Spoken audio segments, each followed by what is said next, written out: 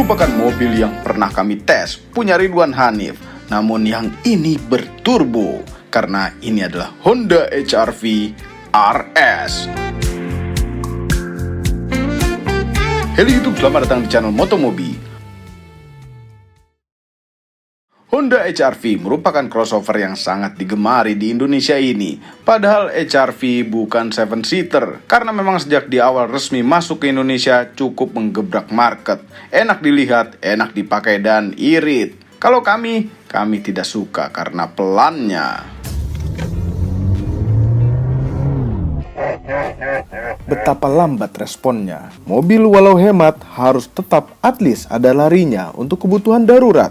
Seperti kalau kebelet kencing. Yes, kami sudah pernah review yang barunya, yang punya Ridwan Hanif itu, yaitu HR-V tipe SI atau SE. Yes, salah satu yang paling mengganggu adalah powernya. Tapi yang RS ini berturbo. Seperti apa kencengnya? Nonton video ini sampai habis karena kami tes 0 ke 100 km per jamnya berapa lama. Video ini kami tidak menceritakan sejarahnya karena sudah lengkap pada video yang tipe SE. Linknya ada di description di bawah. Perbedaan yang paling besar itu adalah harganya. Honda HR-V jadi 500 miliar. Mahal sekali terdengarnya. Apakah worth it? Beda 100 juta dengan versi yang non-turbo. Kita lihat dulu perbedaan yang paling besarnya, yaitu mesin. Walaupun 500 miliar tapi masih belum pakai semacam per hidrolik untuk ganjel kap mesinnya, tetap pakai tongkat. Mana tuh tongkat? Nah. Agak ada herannya sedikit ya. Ini tongkat kan rasanya tinggal lurus aja gitu, selesai gitu. Nah, masih dibengkok-bengkokin gini. Biar di sininya enak sih naroknya mungkin ya, tapi lucu aja gitu. Bisa nggak nanti setelah 10 tahun kemudian bengkoknya nambah? Bedanya cukup signifikan dengan yang versi SE atau ke bawahnya yang non turbo. Ini menghasilkan tenaga 175 horsepower dan torsi maksimal 240 Nm. Ya, itu torsi standar 1500 turbo 240 itu. Mesin ini biasa Anda temukan di Honda Civic Turbo, Honda CR-V 1500 cc turbo by Honda. Kita lihat dia pakai intercooler biasa atau water to air. Oh, intercooler biasa, tidak ada water to air intercooler. Turbonya nih, dia wastegate-nya dikontrol oleh suatu aktuator. Karena kami sudah cukup berpengalaman membuat mobil non-turbo menjadi turbo, ini sebenarnya rumit perbedaannya. Apalagi untuk suatu pabrikan. Bukan hanya sekedar keong turbo saja yang dipasang, tapi banyak lagi teman-temannya. Intercooler, sensor-sensor, dan harus memikirkan komponen lainnya kuat untuk tekanan ekstra dari turbo. Karena itu berkaitan erat dengan garansi kendaraan. Ujung-ujungnya biaya. Kemudian tampilan luarnya, yang paling terlihat adalah grill. Yang SE atau SE atau varian di bawahnya, grillnya itu garis-garis seperti menyatu dengan bodinya. Lebih retro, lebih minimalis. Kalau ini lebih ramai, lebih modern. Ini bukan berarti jelek, tapi kalau kami personally, kami lebih suka yang SE atau ke bawahnya. Yang grillnya bisa sewarna dengan body. Ya, itu lebih simple gitu. Manisnya kena gitu untuk HR-V. Kalau ini Nah, di sini juga ada merah-merah garis ya, seperti aksen pada Golf GTI, Xenia. Kalau yang ini ada merah-merah juga, menandakan bahwa ini adalah yang res, yang paling mahal, yang harganya 500 miliar. Yes, 500 miliar. Garis merah ini di sini ada seperti denyutan jantung gitu. Kalau di alat-alat kayak dokter. Tut. Ini. Tapi cuma sekali berdenyut terus mati. Dan di belakang ada knalpot 2 buah, kanan dan kiri. Jadi macam sporty, terlihat lebih kencang. Lalu pintu bagasinya, power tailgate yang bisa dibuka pakai kaki, macam mobil mewah Eropa. Kemudian di interior, joknya itu full kulit, tidak seperti tipe SI yang separuh-separuh dengan fabrik untuk menghemat material kulit. Kunci keylessnya ada walkway close, jadi kalau kita meninggalkan mobil dalam keadaan tidak terkunci, mobilnya akan mengunci sendiri. Karena ini lebih kencang, butuh lebih aman, maka mobil ini ada 6 airbagnya. Audionya 4 speaker plus ada 2 tweeter di depan. Dan ada driving mode-nya, sport, normal, dan economy.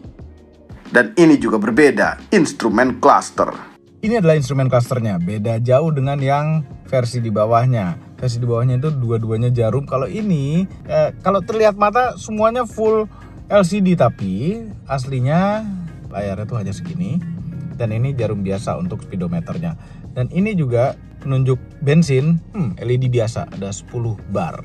Nah, bisa apa saja layar LCD ini, kita pencet home, di setir. Nah, ini mode tachometer, berarti hanya RPM yang ditunjukkan. Range dan fuel, konsumsi BBM, kecepatan rata-rata. G-meter, buat apa ada G-meter di sini? Ini bukan mobil sport, bukan mobil apa, tapi lumayan lah ada mainan setidaknya. Seat belt, indikator seat belt, mana yang pakai, mana yang enggak. Ya, kami udah nyopot seat belt karena ini posisi berhenti. Maintenance, nah ini dia ngasih tahu ganti oli 4.300 km lagi. Berarti 5.000 km sekali ganti olinya. Walaupun mesinnya sama dengan Civic Turbo. Safety support, ya ini sistem tolak balanya sama seperti tombol yang ada di sebelah kanan. Settingan, jam, driver assist system. Ini tulisannya tuh besar sekali ya. Mungkin buat orang tua yang cocok ya. Terlalu besar gitu. Milih-milih menunya nggak enak. Padahal yang punya mobil ini harusnya anak-anak muda. Customize display.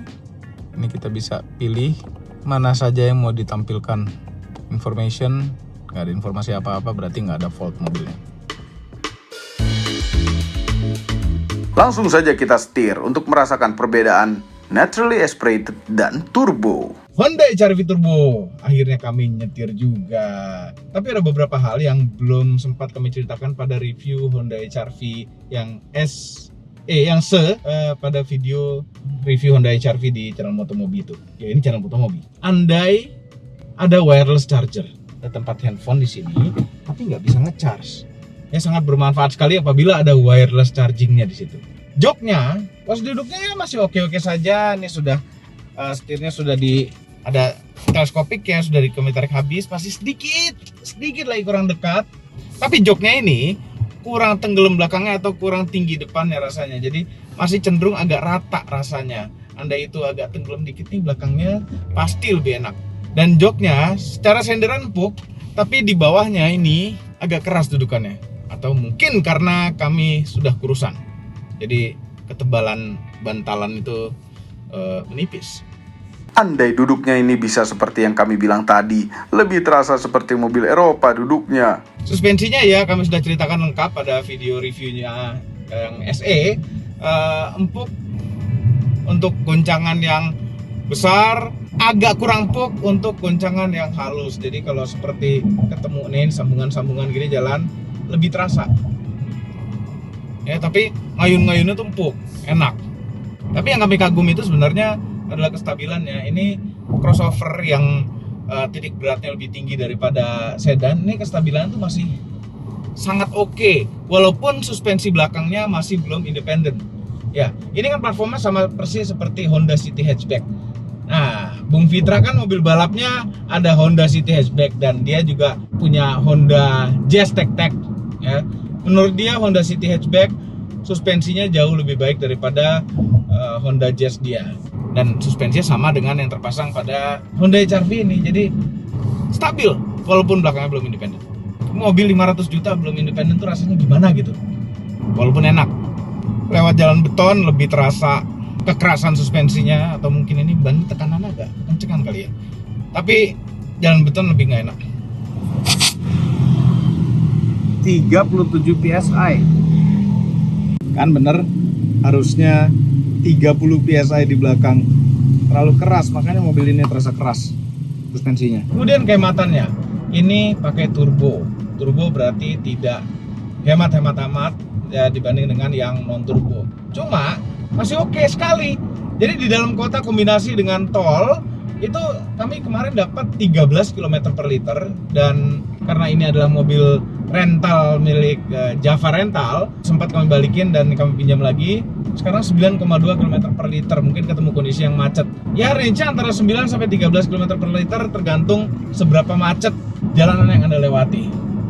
Tapi kalau misalnya jalanan lancar di tol gitu, Trans Jawa kita santai di 80 sampai 100 km per jam, itu kehematannya coba kita reset ya. Sebentar, masuk tol dulu baru di reset. Normal mode kita reset dulu sebentar.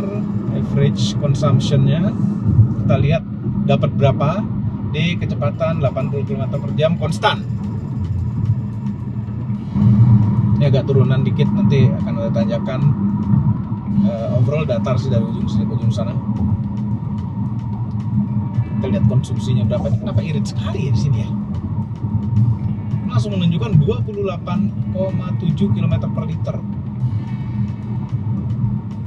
Yang pasti ini harusnya nggak beda jauh dengan yang non turbo, pasti di atas 20 km per liter untuk kalau di tol begini ya. Tidak termasuk berhenti pintu tol dan ngerem dan istirahat di rest area, dan tidak termasuk kalau tolnya itu macet. Kita pakai adaptive cruise controlnya saja. Setirnya juga bisa megang sendiri. Kami suka ya, ini adaptive cruise controlnya tuh cukup pinter gitu, walaupun nggak pakai radar ya, agak sedikit kasar cuma masih oke sekali, masih sangat usable ya. Kurang lebih 22 km per liter lah, santai-santai begini ya, 20-22 bisa sangat hemat sekali, walaupun sebenarnya tetap hematan mobil listrik, tapi udah lumayan. Tenaga kembasinya bisa begini. Mobil listrik tuh masih mahal, baterainya tuh masih mahal. Walaupun sudah menurun banyak harga baterai ya dari tahun ke tahun, cuma tetap mahal.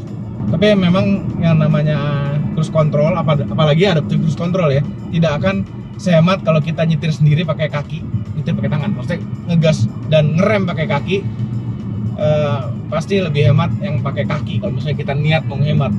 80 km per jam di GPS tulisannya 77 km per jam. Masih oke perbedaannya. Nah, kekurangan dari Honda HR-V Se yang kemarin kami review itu adalah tenaganya memang. Dan di sini, nih, jadi nggak ada kekurangan. Dia setidaknya lebih sedikit kekurangannya. Karena masalah tenaga sudah aman di yang RS. Karena turbo, kami suka turbo.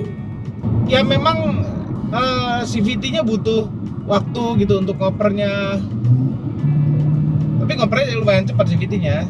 Tapi begitu ngisi, torsi itu langsung ada. Ya 240 Nm. Enak, jadi nyetirnya lebih enjoy. Semakin pas untuk dalam kota. Ini itu nikmatnya turbo. Kalau nggak kita tarik-tarik, konsumsi bensinnya, konsumsi BBM-nya itu mirip-mirip, beda tipis dengan yang non turbo. Tapi kalau misalnya ditarik-tarik memang lebih boros daripada yang non turbo dengan cc yang sama, cuma tenaganya ada. Kami suka turbo. Yang kami heran ya, ini kan mobil rental ya. Ada gitu rental company yang punya Honda HR-V. Ya apabila Anda mau rental Honda HR-V, silahkan kontak perusahaan rentalnya. Luar biasa. Jadi rental punya mobil yang aneh-aneh tuh banyak, yang nggak umum buat rental. Ya kalau rental kan biasanya Innova, Avanza, Xenia, Sigra, Kalia. Ya ini ada Honda HR-V. Ini kami ubah ke sport mode, respon gearboxnya jadi jauh lebih baik, lebih kenceng rasanya. Dia lebih menjaga di RPM yang lebih tinggi aja sih, rasio giginya. Sport mode-nya tidak ada pengaruh lagi lain, nggak apa-apa. Mungkin rasio pedal gas yang nggak terlalu penting. Saatnya kami tes 0 ke 100 km per jam. AC nyala normal, freonnya di yang paling dingin, blower di 1. Terus udah, ini di sport, setidaknya nggak ada sportnya, sport mode aja adanya, yaitu ada di gearbox saja. Tapi kali ini kami ingin mencoba sesuatu yang berbeda, yaitu mematikan traction control.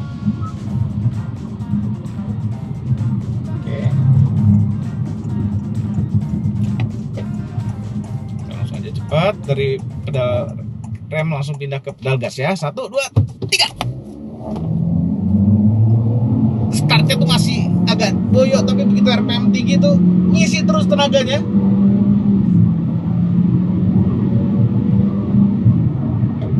...8,7 detik 0 ke 100 km per jam. Ini traction control kalau dimatiin nggak ngaruh, ternyata nggak spin.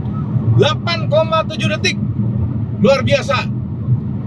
Nggak beda jauh dengan Honda Civic Turbo. Kencang. Oke, startnya sih nggak enak. Startnya itu ngeden gitu.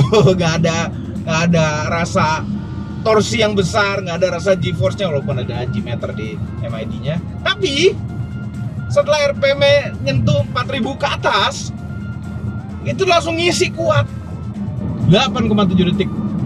Luar biasa. Honda Civic Turbo. Honda HR-V Turbo. Honda HR-V RS. VO.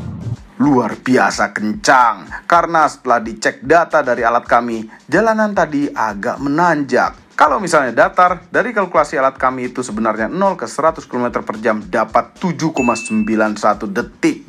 Kami memang tidak suka rasanya CVT, tapi CVT bisa lebih menahan RPM pada torsi maksimalnya, sehingga optimal tenaganya. Bagaimana menurut Anda? Selisih 100 juta lebih mahal dari tipe SI, worth it atau tidak? Tolong komentar di bawah. Ya, memang tergantung kebutuhan dan hobi. Kalau hobi menginjak gas yang dalam, ya 100 juta itu worth it saja. Karena kalau pasang aftermarket, turbo, power tailgate, instrumen cluster digital, itu pasti habisnya lebih. Overall, mengenai Honda HR-V RS, turbo melengkapi kekurangan suatu HR-V. Walaupun ada beberapa kekurangan, tapi itu hanya minor.